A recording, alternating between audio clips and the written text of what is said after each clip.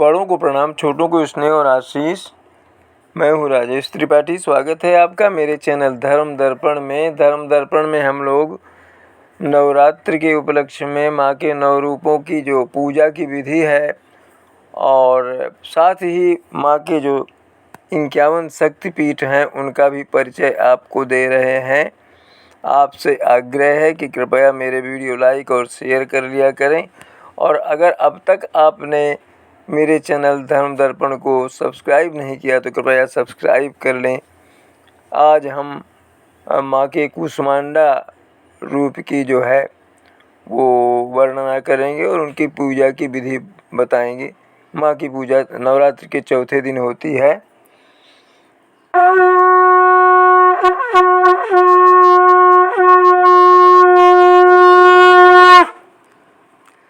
कूष्मांडा जो माँ है दुर्गा का चौथा स्वरूप है। पौराणिक मान्यताओं के अनुसार देवी कूष्मांडा ने ही इस सृष्टि की रचना की थी। कूष्मांडा माँ को सृष्टि की आदि स्वरूप और आदि शक्ति कहा जाता है।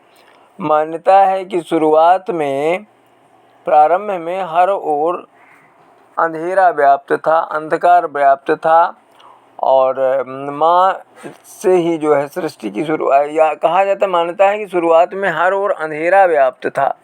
तब देवी ने ब्रह्मांड की रचना अपनी मंद हंसी से की थी। मृदु हास्य जो है देवी का, उसी से ब्रह्मांड की रचना हुई। अष्टभुजा देवी अपने हाथों में धनुष बाण, कमल पुष्प, कमंडल, जपमाला, चक्र, गदा और अमृत से भरपूर कलश रखती हैं।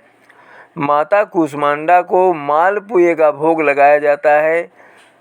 माता को छेने का भी भोग लगाया जाता है। माता कूष्मांडा का जो स्वरूप है वो उनकी 8 भुजाएं हैं।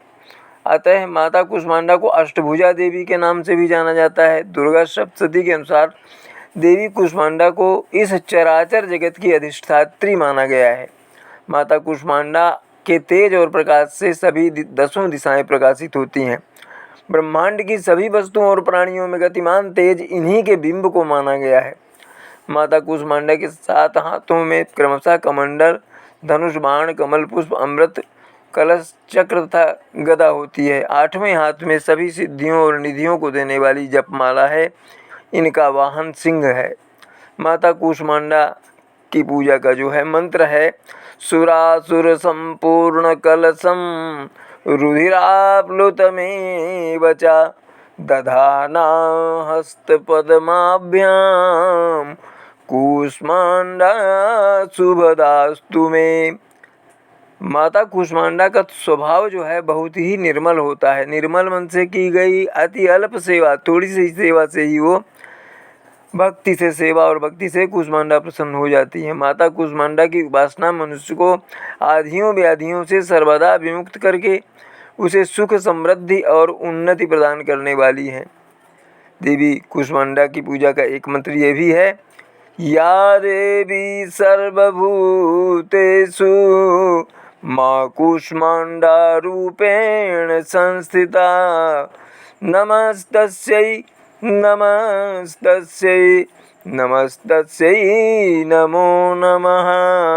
माँ के ध्यान का मंत्र है, वंदे वांछित कामर्थे चंद्रार्घ कृत शेखराम सिंहरूढ़ा अष्टभुजा कूष्मांडा यशस्विनी सुरा संपूर्ण कलशम रुधिराप्लुतमेव च दधारम हस्त पद्माभ्याम कूष्मांडा शुभदास्तु में। देवी कूष्मांडा की आरती है।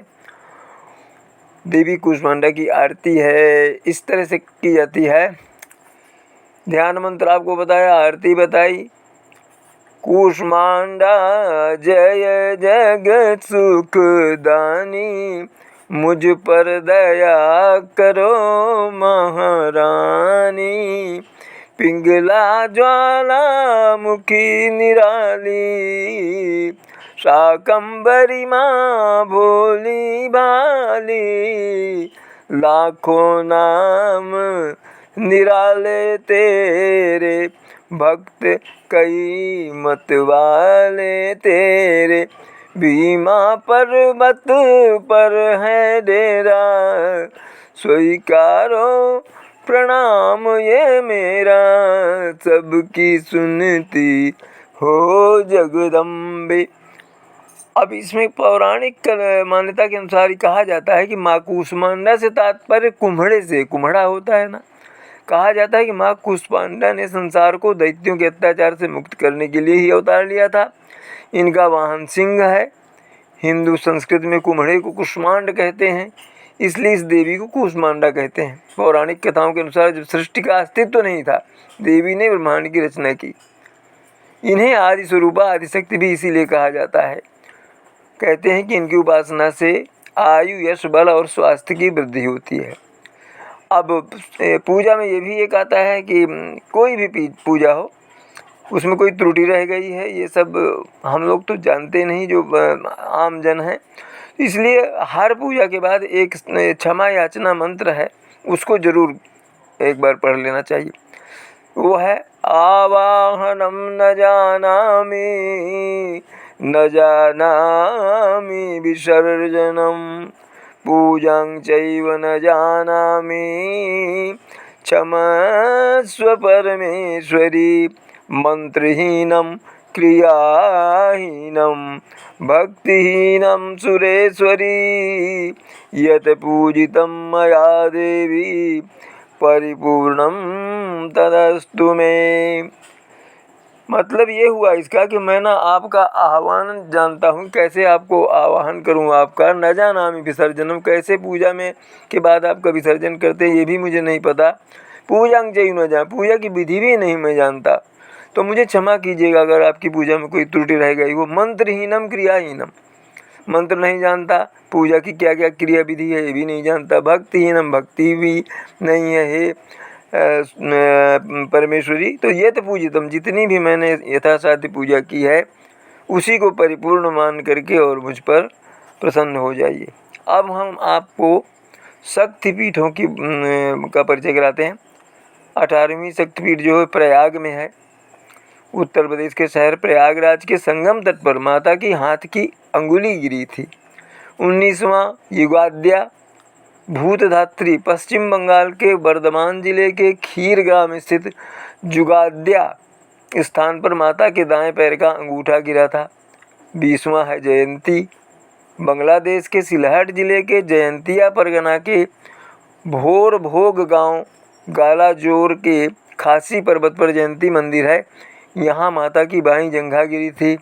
21वीं है कालीपीठ कालिका, कोलकाता के काली घाट में माता के बाएं पैर का अंगूठा गिरा था। 22वीं है किरीट विमला भुवनेशी, पश्चिम बंगाल के मुर्शिदाबाद जिले के लालबाग कोर्ट रोड स्टेशन के किरीट कोण ग्राम के पास माता का मुकुट गिरा था। 23वीं है वाराणसी, वाराणसी में है विशालाक्षी शक्तिपीठ। उत्तर प्रदेश के काशी में मणिकर्णिका घाट पर माता के कान के मणिजड़ित कुंडल गिरे थे। तो ये हमने आपको दिए शक्तिपीठों के परिचय और माँ कूष्मांडा की पूजा की विधि और कैसे उनका भोग लगाएं, कैसे उनकी आरती गाएं, ये सब आज की कथा तो ये हुई।